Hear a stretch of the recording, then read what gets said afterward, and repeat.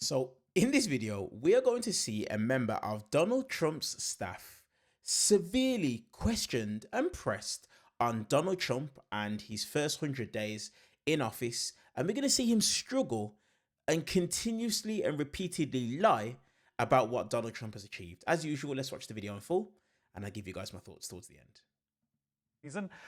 I was on the line to the West Wing to speak to Trump's principal deputy national security advisor, Alex Wong, and I began by asking him if President Trump has made the world safer since returning to the White House.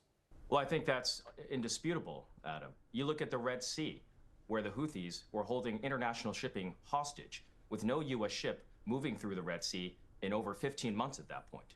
And we had a situation where Iran was on the march towards nuclear capability.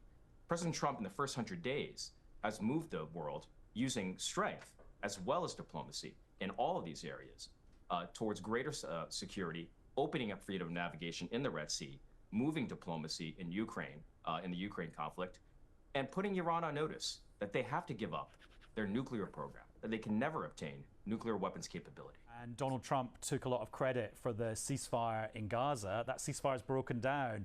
Whose fault is that? Well, when President Trump came into office, Adam, there were hostages held in Gaza. In fact, the movement on negotiations occurred even before he was inaugurated, because it was understood, because President Trump indicated that there would be hell to pay if hostages were not released. So we've seen hostages released. We've seen diplomacy. Yeah, and lots of hostages, but lots of hostages are still being held. And we're still working on it, Adam. The story's not over there. And President Trump is very clear. He wants those hostages released. He wants a resolution in Gaza. Okay, one of the things that happened in the last 100 days is you were included in that Signal chat, which also included a journalist by accident. Did that make America safer in the last 100 days doing that? Adam, the key point here is that chat you referenced was about opening up freedom of navigation and executing an operation that so far has been very successful, taking strong action, again, against the Houthis, a terrorist organization that is holding at hostage and at bay Red Sea freedom of navigation that hurts the world. We've taken strong action. The president led on that, and we're continuing to do that. Well, and that conversation also was opened up to a journalist and opened up the potential of a massive security breach as well, to be fair. Well, to be fair, we are executing a military operation, and going back in these 100 days, there are iconic images that we have here. We have President Trump, again, standing side by side with Prime Minister Modi in the Oval. We have Mark Foley, an American held in Russia, returning with the American flag draped around his shoulders. And we had just this past week, President Trump and President Zelensky of Ukraine sitting in St. Peter's Basilica in an iconic photo. These are iconic images because President Trump is moving with haste. He's moving with strength to strengthen the United States. And when the United States is strong, the world is safe. And there's also an iconic image of President Trump holding up a cardboard board of all the tariffs he's going to introduce, which today looks like has led to the US economy shrinking in the first quarter. Is that iconic?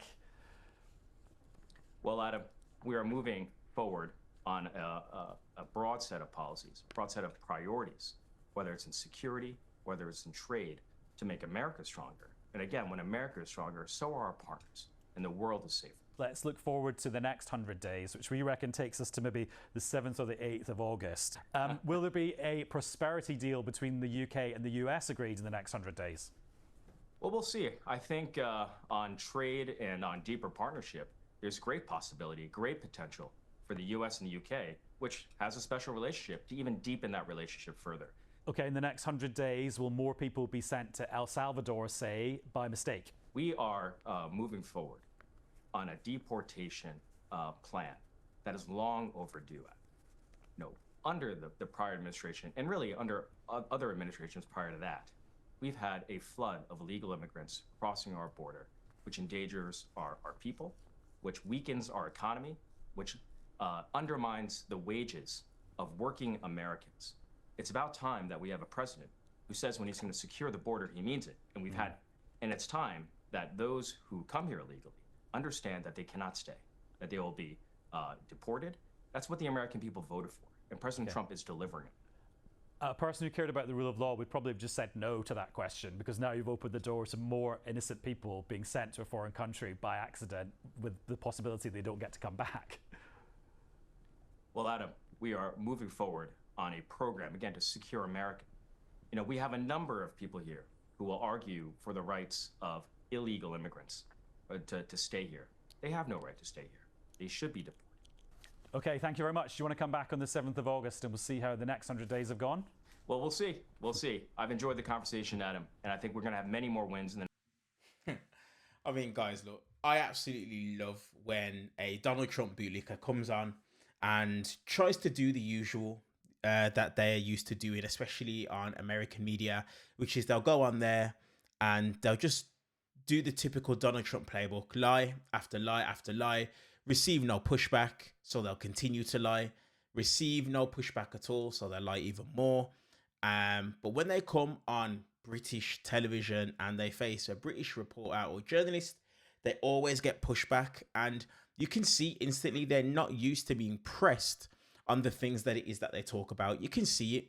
A lot of the things that it is that this individual said just fundamentally wasn't true. It was just talking points that it is that they use. And I wouldn't be surprised to hear that they just circle talking points, honestly, within this administration.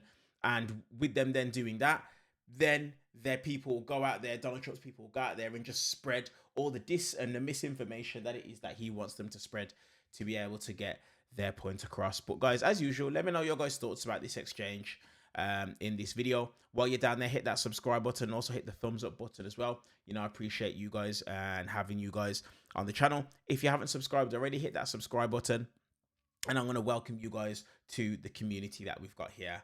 And as usual, I will see you guys in the next one.